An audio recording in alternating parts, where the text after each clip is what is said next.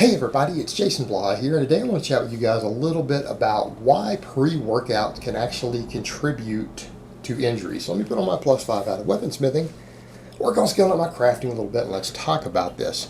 Okay, you guys know I've talked a lot in the past about pre-workouts and that they are essentially worthless in terms of any sort of progress, anything like that. And a lot of people will argue, well, I need them because of X or Y, or whatever their reasons are. But the reality is, no, people need them because they've been marketed them. They've been told they need them. They've been told they're useful. And therefore, people think that they should use them because they get a buzz out of it, because they feel like they're tired when they get to the gym. And since everyone else is taking them and they're being sold and marketed all the time, that they must be okay to take.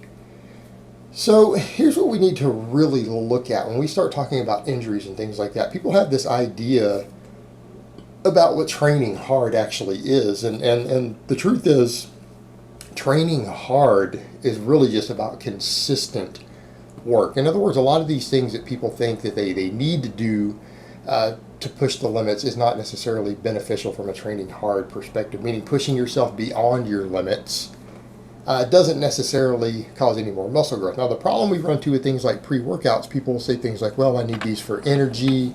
But, that's the problem we run into. There's more and more data emerging, and I think someone brought up in the comments the other day, and I went to check it out. You've got guys like the Barbell Medicine guys who are both medical doctors who compete in powerlifting, strength lifting, all that stuff, who have been pointing out that really bad form and things like that don't necessarily contribute to injuries the way that people think that they do, meaning that it may not be as big of a factor as people think.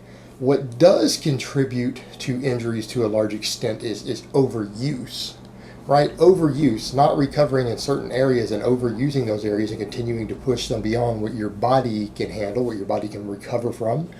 And you guys should be able to see where we're going with this.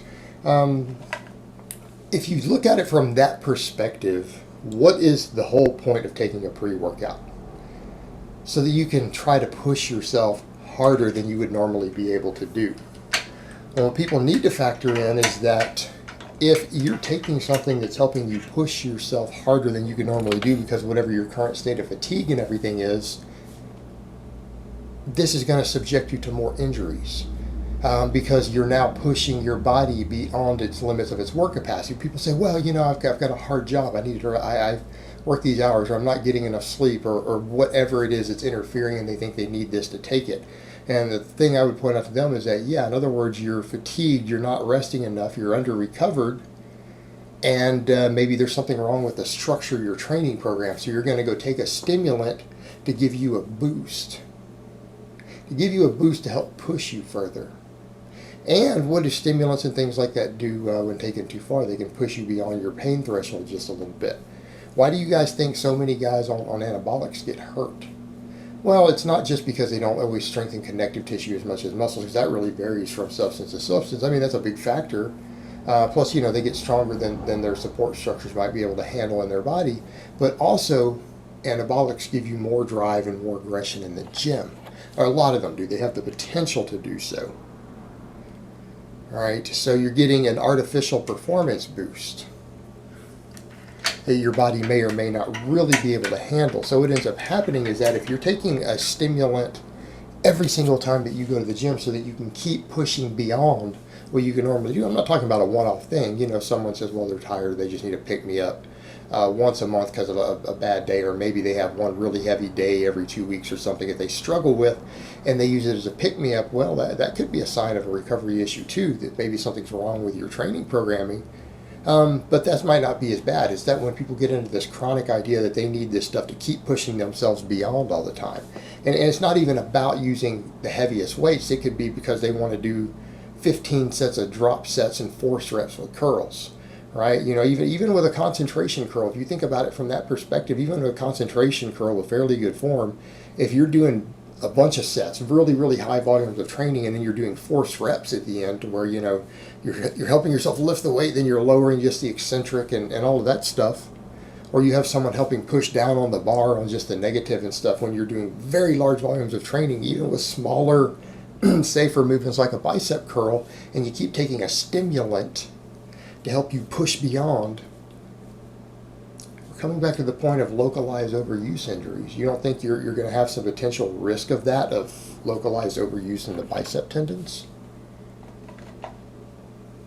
This stuff leads to inflammation. This leads to inflammation, and even if your injury's not there, what you need to think about is that if you start causing large amounts of inflammation from doing all this stuff because you're using a pre-workout to help you push beyond, you start getting a lot of these problems developing in connective tissue, even from all the little small exercises you might be doing.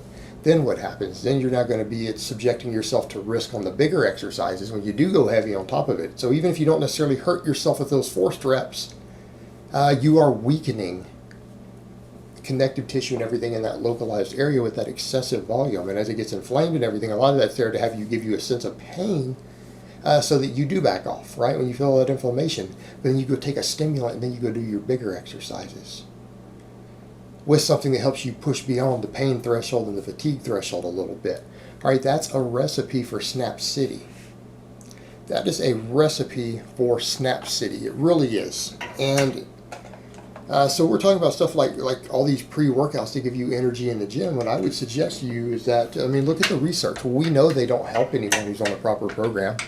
In other words, they don't help you with any of your gains. They don't help you gain muscle or strength faster compared to the people who don't take them when it's been looked at in studies, right? As long as you have good, proper training programming. And that's the problem we run into, is people saying, well, I'm not taking it to get more gains. Well, then why in the hell are you taking it? To get a good workout. Well, why are you trying to get a good workout? Because you want more gains. So people are missing the point in that circular logic. You want good workouts because you want more results, I would hope. So you're taking a pre-workout not to get more results, but to get a good workout. The logic doesn't work there. And yet people are shelling out $30, $40, $50 a month for these products that can be addictive. It's wasting money. Again, higher chance of burning out, higher chance of overuse injuries. For what? Because they're trendy and popular. That's it. Because they've been marketed to people and because everyone uses them, so everyone thinks that they need one. When in reality, what you probably need is just better fatigue management. You probably need to have a better written program. You probably just need to try to get a little more sleep. That's your solution. Alright guys, but that's really all I have to say on that today. I hope it's been informative, and I will talk to you guys next time.